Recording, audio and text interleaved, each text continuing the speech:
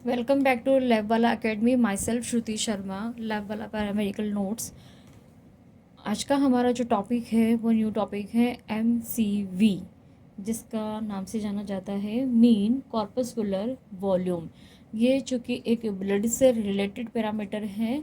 जब भी हम CBC का जब टेस्ट करवाते हैं तो आपने देखा होगा उसके अंदर जैसे WBC के 5 पार्ट्स होते हैं: eosinophil, neutrophil, basophil, monocytes and lymphocytes. उसके साथ में ही अगर आप नीचे की तरफ देखेंगे तो वहाँ पे MCH, MCV, प्लेटलेट काउंट के आसपास यहाँ पर इसका ये वाला पैरामीटर भी आता है।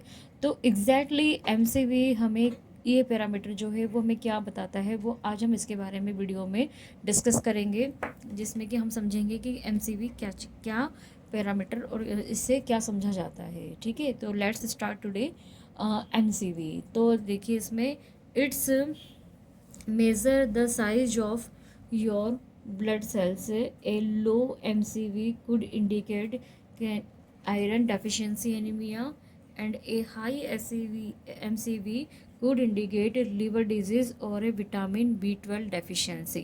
The meaning of is that कि अगर MCV का जो अगर मेजरमेंट हमें देखना है या हमारी रिपोर्ट में अगर MCV की वैल्यू कहीं पे भी हाई या लो आती है तो आपको ये समझना है कि अगर रेंज से अगर इसकी वैल्यू अगर लो आ रही है तो मीन्स कि ये आपका इंडिकेशन हो रहा है आयरन डेफिशिएंसी का, एनीमिया का।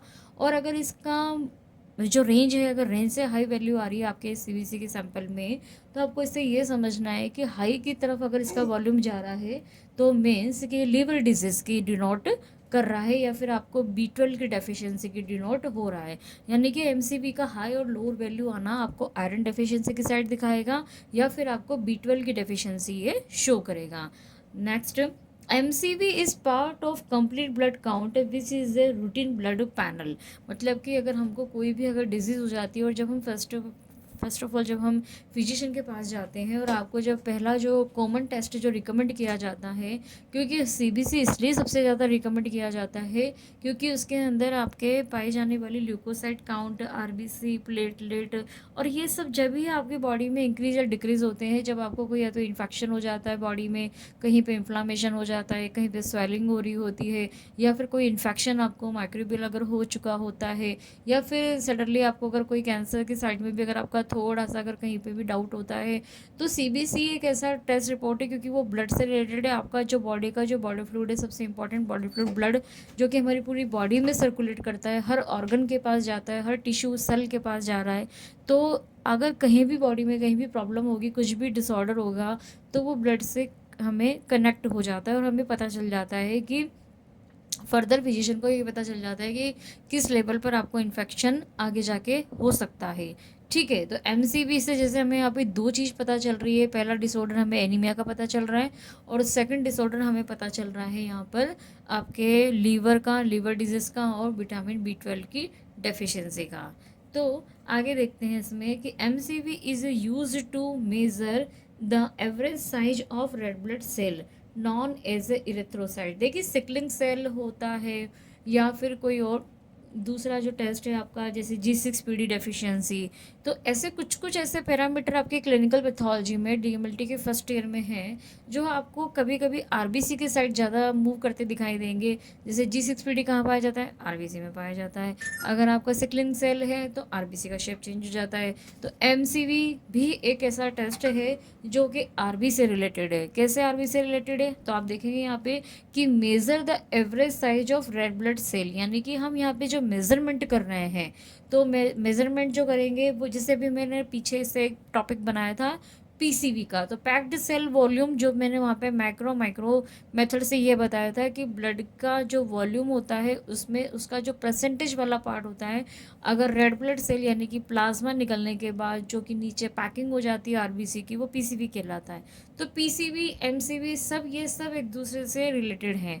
तो वहाँ पे हम ये देख रहे थे कि कितना पार्ट प्लाज्मा का ज़्यादा है, कितना पार्ट रेड ब्लड सेल का ज़्यादा है, पर यहाँ पे तो टोटल एंड टोटल मेजरमेंट हो रहा है किसका? RBC का। तो यानी कि RBC की ये पूरा जो मीन कॉर्पस्कुलर वॉल्यूम है, ये टोटल मिला के RBC की साइज पर डिपेंड करता है कि उसकी साइज लाइज नॉर्मल से उसकी साइज छोटी है या नॉर्मल से वो उसकी साइज बड़ी है। तो यहाँ पे मेन और ध्यान में रखने वाली बात ये है कि उसका जो एवरेज साइज आ रहा है आरबीसी का, जो कि रेथ्रोसाइट आरबीसीज होती हैं, तो उसका साइज आपका आगे जाके आपको पता चलेगा जब हम इसको और डिफाइन करेंगे कि वो स्मॉलर नंबर पे है कि वो लार्जर साइज में है, सॉरी। तो कॉर्पस्कुलर का मतलब क्या होता है कि living cell such as a red blood cell. तो यहाँ पे ये जो वर्ड आ रहा है कॉर्पस्कुलर, इसका मतलब होता है कि living cell such as a red cell. अब रेड सेल लिविंग तो है बट इसमें विदाउट न्यूक्लियस होती है। आप सबको पता है कि ह्यूमन बॉडी में केवल एक ही ऐसी सेल्स होती हैं रेड ब्लड सेल जिसके अंदर न्यूक्लियस प्रेजेंट नहीं होता है। दूसरा ये लिविंग भी होती है, जबकि हम अगर सेल की डेफिनेशन देखते हैं तो all cell are living condition which have a nucleus, मतलब कि जिसके अंदर न्यूक्लियस प्रेजेंट होता है। तो RBC is a part of RBC, एक ऐसी सेल है जहाँ पे कि न्यूक्लियस प्रेजेंट नहीं होता है। तो for adult MCV level normally कितना प्रेजेंट होता है? नॉर्मली जो होता है वो इसका होता है कि 80 से 100 फैम्टो लीटर, इसकी जो यूनिट होती है वो फैम्टो लीटर में मानी जाती है। And abnormal MCV as a health issue but it can not diagnose any condition on its own. यानी कि समटाइम्स ऐसा भी हो सकता है कि आपके टेस्ट रिपोर्ट के अंदर आपको कोई इन्फेक्शन नहीं हो, कोई इन्फ्लामेशन नहीं हो, कुछ भी नहीं हो, लेकिन फिर भी अगर आपको अगर एमसीवी का वैल्यू अगर एबनॉर्मल आ रहा है, अगर हाई आ रहा है या लो आ रहा है, लेकिन आपको अगर कोई डिसऑर्डर अगर फील नहीं हो रहा है या कुछ चेंजेस फील नहीं हो रहा है आपकी बॉडी के अंदर, कोई हेल्थ इशू नहीं हो रहा है, तो उस टाइम पे भी ये चीज़ डायग्नोज से हो सकती है। एमसीवी का मेजरमेंट, तो आइए देखते हैं कि हम इसका क्या फॉर्मूला लगाते हैं। देखिए, एमसीवी को पढ़ने से पहले आप जब भी एमसीवी टॉपिक को क्लियर करें तो उससे पहले आप पीसीवी या फिर हेमाटोक्रिट, दोनों का नाम सेम ही होता है। मैं यहाँ पे लिख भी देती हूँ, जैसे पीसीवी पीसीवी का जो फुल फॉर्म होता है वो होता है पैक्ड सेल वॉल्यूम। पीसीवी का फुल फॉर्म होता है पैक्ड सेल वॉल्यूम। तो और इसके अलावा इसका जो वर्ड होता है हिमाटोक्रिट, इसको हिमाटोक्रिट के नाम से भी जाना जाता है। आरबीसी काउंट मिलियंस पर एमएम क्यूब। अब आपको पता होगा कि जो आरबीसी जो काउंट होता है मिलियंस पर एमएम क्यूबिक, और जैसे कि आपको पता होगा कि ब्लड के अंदर जैसे कि आपकी डब्ल्यूबीसी होती है तो इसकी जो वैल्यू होती है वो होती है 1000 में, आरबीसी की जो होती है वो होती है मिलियंस में, और जो आपका प्लेटलेट्स होता है वो होता है लाख में। तो ये मेन आपके जो हैं पैरामीटर ब्लड के, डब्ल्यूबीसी, आरबीसी और प्लेटलेट्स में बिल्कुल आपको कंफ्यूज नहीं होना है। ये 1000 में होती है डब्ल्यूबीसी, आरबीसी आपकी मिलियंस में होती है, और आपकी जो प्लेटलेट्स होती हैं जो प्लेटलेट होती है वो होती है आपकी लाखों में। ठीक है, इसका जो रेंज वगैरह है वो आप देख लेना। इसके अलावा जो पीसीवी होता है, वो सीधा आरबी से रिलेटेड है, और ये परसेंटेज फॉर्म में होता है जो कि हम विंट्रॉप ट्यूब में भी देखते हैं। और पीसीवी को हम दूसरे नाम से जानते हैं, हेमाटोक्रिट के नाम से जानते हैं। ठीक है, आप जब मेरे पीसीवी वाला जब वीडियो देखेंगे या उसका जब आपको पता चलेगा कि पीसीवी टॉपिक आप वहाँ से पूरा डिफाइन कर सकते हैं। इससे पहले मैंने पीसीवी पे वीडियो बना के यहाँ पर डाल रखा है। ठीक है, तो ये इसका फॉर्मूला है कि M C V equal to PCV percentage into ten divided by RBC count. ये इसका फॉर्मूला आपको याद रखना है, पीसीवी या फिर haematocrit percentage into ten divided by RBC. आप इसको चाहे ऐसे भी लिख सकते हैं, चाहे इसको आप ऐसे भी लिख सकते हैं। ठीक है, तो देखिए मेजरमेंट में हमने आगे क्या बता रखा है कि MCV is measured by multiplying the total volume of blood, both blood cell and plasma, by the proportion of blood that is purely cellular referred as a hematocrit। तो मैंने जो पीसीवी में आपको यहाँ पे ट्यूब में बताया था कि जो पूरा की पूरा मान लीजिए आपने ट्यूब में ब्लड डाल दिया तो इसका कुछ पार्ट तो लिक्विड फॉर्म में होगा, जो कि क्या होगा आपका लिक्विड फॉर्म में जो होगा प्लाज्मा होगा, और जो नीचे वाला जो पार्ट आता है वो आता है आपका आरबीसी का यानी कि पीसीवी का। ठीक है, अब यहाँ पे मार्किंग होती है, जैसे कि यहाँ पे जो मार्किंग होती है वो नीचे की साइड में आपकी मार्किंग चलती है, जैसे 10 है 20 है, इस तरह से यहाँ पे मार्किंग होती है। नहीं, यहाँ पे जैसे कि 0 है ना, 0 के बाद 20, 40, 30, 60, इधर आपका ये सारा चलता है, इधर आपका पीसीवी का परसेंटेज चलता है विंट्रॉप ट्यूब में। जब आप विंट्रॉप ट्यूब को पढ़ेंगे तो आपको उसमें समझ में आएगा, तो वहाँ पे परसेंटेज बेस पे होता है। तो यहाँ पे क्या इस तरह से मार्किंग होती है। तो अब हम यहाँ पे क्या कह रहे हैं, देखिए कि MCV is measured by multiplying the total volume of blood. Total volume of blood मतलब कि प्लाज्मा का भी परसेंटेज और आपका पीसीवी का भी परसेंटेज जो भी है। तो ब्लड सेल यानी कि यहाँ पे जो सेल्स है और प्लाज्मा का दोनों का जितना भी आपका हीमेटोक्रिट का परसेंटेज आया है, प्रोपोर्शन जो ब्लड का जो प्रोपोर्शन आया है वो आप वहाँ पे डाल देंगे, और then that is a purely cellular referred to as a haematocrit. तो वहाँ पे आप क्या करेंगे, हेमाटोक्रिट का आप वहाँ पर परसेंटेज डाल देंगे, एस को एसिटी के नाम से बोलते हैं, that is a value, then multiply by 10 divided by total number of erythrocyte RBC count. तो हमने इसको किससे डिवाइड किया, आरबीसी काउंट से डिवाइड किया। तो यहाँ पे जो नॉर्मल एमसीवी की जो वैल्यू होती है आपकी सीबीसी रिपोर्ट में वो आती है 80-100 फेम्टोलीटर। ठीक है, 80-100 फेम्टोलीटर। मान ली कि अगर आपका यहाँ पे 90 आ रहा है, 70 आ रहा है, या फिर 99 भी आ रहा है, 98 आ रहा है, तो वो सब आपका नॉर्मल में आएगा।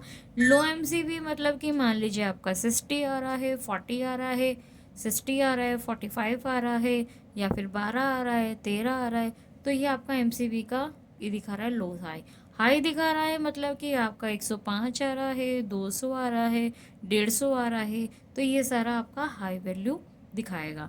100 से ऊपर हाई, 80 से नीचे लो, और 80-100 के बीच में कोई भी अगर आपको नंबर आता है तो मतलब कि वो नॉर्मल। अब ये लो और हाई आपको क्या बताएगा वो भी हम आगे डिस्कस करेंगे। ठीक है, तो यहाँ तक आई होप आपको समझ में आ गया होगा कि जो मीन कॉर्पस्कुलर वॉल्यूम है वो आरबीसी से रिलेटेड टॉपिक है।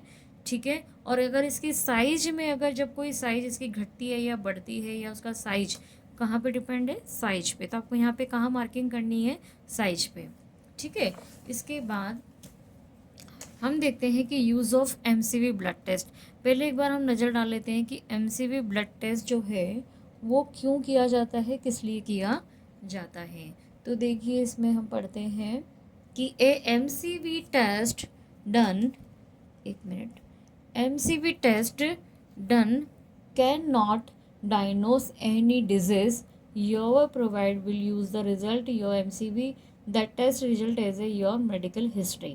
मतलब कहने का यहाँ पर टोटल मिला के बात ये है कि आपके हेल्थ से रिलेटेड टॉप पैरामीटर है, आपको पता होना चाहिए कि आपकी बॉडी का अगर ब्लड टेस्ट हुआ है तो उसमें एमसीवी की वैल्यू क्या चल रही है, आपको डायग्नोस, क्योंकि डायग्नोस होगा तो ही आपको विटामिन B12, लीवर डिजीज और आपको आयरन डेफिशिएंसी का इंडिकेशन यहाँ पर अच्छे से हो सकता है, क्योंकि ज़रूरी नहीं है ना कि उस टाइम आप आयरन टेस्ट करवा रहे हैं, पर अगर आपको ये पता चल जाएगा, इंडिकेशन हो जाएगा कि मेरी बॉडी में आयरन डेफिशिएंसी हो रही है, तो पर्टिकुलर आयरन डेफिशिएंसी या फॉलिक एसिड का टेस्ट आप यहाँ पे चाहें तो फिर आगे फर्दर करवा सकते हैं अगर आपको और अच्छे से जानकारी चाहिए तो if result show that red blood cell are smaller, यानी कि देखिए अगर आपका ये रिजल्ट शो कर रहा है स्मॉलर यानी कि कम शो कर रहा है किससे, नॉर्मल से। अब आपको स्मॉलर मतलब कि 80 से अगर कम नंबर आए, नॉर्मल मतलब कि 80-100 आए, it may be a sign of anaemia. कौन सा एनीमिया, आयरन डेफिशिएंसी में don't have enough iron in your body.